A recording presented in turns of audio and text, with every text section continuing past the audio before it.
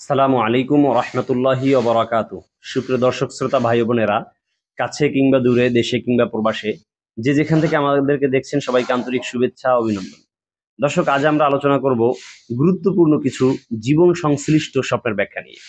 আমাদের ইউটিউবের কমেন্ট বক্সে অনেক ভাইয়েরা প্রশ্ন করে থাকেন যে, মোহতারাম, আমি স্বপ্নে সাপ দেখেছি, হুজুর আমি স্বপ্নে ষাঁড় দেখেছি, হুজুর আমি স্বপ্নে ভয়ঙ্কর প্রাণী দেখেছি, কেউ বা জঙ্গল দিয়ে হাঁটছেন। এ ধরনের অনেকগুলো প্রশ্ন আমাদের কাছে এসেছে। আসলে এগুলো নিয়ে আলাদা আলাদা করে অনেক ভিডিওতে আমরা আলোচনা করেছি। তবে নতুন নতুন যারা প্রশ্ন করে থাকেন তাদের কাছে একটি রিকোয়েস্ট করব যে আপনারা অবশ্যই আমাদের চ্যানেলটা স্ক্রল ডাউন করবেন, দেখবেন নিচে যে এই ব্যাপারে কোনো আলোচনা আছে কিনা। বিশেষ করে আমাদের প্লে লিস্টে কিন্তু এগুলো একেবারে ফোল্ডার আকারে করা আছে। যেমন আপনার সাপ সংশ্লিষ্ট স্বপ্ন দেখলে কি হয়, খাদ্য সংশ্লিষ্ট, ফল ফুল সংশ্লিষ্ট, এইভাবে কান্নাকাটি সংশ্লিষ্ট, দুঃখ ভারাক্রান্ত সংশ্লিষ্ট, এই ধরনের কিন্তু অনেকগুলো ফোল্ডার আমাদের প্লে লিস্টে রয়েছে। তো আপনারা চাইলে সেখান থেকে দেখে নিতে পারেন।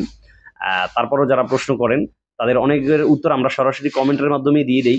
আবার অনেকগুলো আছে যেগুলো আসলে ভিডিও বার্তার মাধ্যমে দিতে হয়, যেহেতু বিষয়টা ব্যাপক এবং এটা অনেকের প্রয়োজন হতে পারে, সেজন্য আমাদের ভিডিও আকারে আলোচনা করা। দর্শক, আজ যে স্বপ্নগুলো নিয়ে আলোচনা করব এর মধ্যে ১ নম্বর স্বপ্ন হলো স্বপ্নে সাপ দেখলে কি হয়। দেখুন, কি সাপ দেখলে কি হয়, কোন কালারের সাপ দেখলে কি হয়, অজগর সাপ দেখলে কি হয়, দোরা সাপ দেখলে কি হয়, মেটে সাপ দেখলে কি হয়, এ ধরনের কিন্তু অনেকগুলো ভিডিও রয়েছে। মৌলিকভাবে আজ আবার বলে দিচ্ছি যে সাপ যদি আপনি দেখেন তাহলে সাপ দেখার ৩টা ধরন। সাপ যদি আপনি মেরে ফেলেছেন তাহলে বুঝবেন আপনার শত্রু দমন হয়ে গেছে। সাপ যদি আপনাকে তাড়া করে, ধাওয়া করে, তাহলে বুঝবেন যে শত্রু আপনাকে নিয়ে ষড়যন্ত্র করছে, চক্রান্ত করছে। সাপ যদি নিরহভাবে চলতে থাকে অথবা সে হেঁটে যাচ্ছে, আপনাকে দেখে ভয়ে পালিয়ে যাচ্ছে, তাহলে বুঝে নেবেন আপনার শত্রু আছে বটে, তবে তারা আপনার কোনো ক্ষতি সাধন করার অপচেষ্টায় লিপ্ত নেই। তারা আপনার শত্রু, তারা আপনার দুশ্মন, কিন্তু তারা আপনার কোনো ক্ষতি করছে না। তো সাপ দেখার মৌলিক ব্যাখ্যা কিন্তু এই ৩টা। দর্শক, এরপরে অনেকে প্রশ্ন করে থাকেন যে আমি ভয়ঙ্কর প্রাণী দেখেছি, আবার অনেক প্রাণী আমার উপরে হামলা করেছে। হ্যাঁ, বাঘ, ভাল্লুক, শিয়াল, এরকম নানা রকমের প্রাণী দেখেছি। অনেকে কুকুর দেখে থাকেন।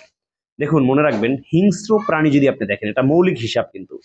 এবং আমাদের এই স্বপ্নের ব্যাখ্যাগুলো আমরা সাধারণত তাফসিরুল আহলাম, তাবিরুর রুইয়া, সুলেমানি খাবনামা, ইসলামা ওর ফালনামা, তাবির সদেক, এ ধরনের নির্ভরযোগ্য কিতাবসমূহ থেকে করে থাকি। এর জন্য আপনার এখানে ডাউট করার, সন্দেহ করার কোনো অবকাশ নেই। অবশ্যই আমরা নির্ভরযোগ্য কিতাব থেকে বলছি। দেখুন, যদি হিংস্র কোনো প্রাণীকে আপনি দেখেন যে আপনার উপরে হামলা করেছে, তাহলে সেটাও বুঝে নিবেন যে আপনার শত্রু। তবে এক্ষেত্রে তাফসিরুল আহলামের ভিতরে উল্লেখ করা হয়েছে এই শত্রুটা ২ ধরনের হতে পারে। একটা মানব শত্রু আর একটা দানব শত্রু। মানব শত্রু বলতে তার আশেপাশে যারা আছে, এরকম বন্ধু বান্ধবের ভিতরে অথবা পাড়া প্রতিবেশীর ভিতরে তার শত্রু আছে, দুশ্মন আছে। আর দানব শত্রু বলতে বোঝানো হয়েছে শয়তানকে।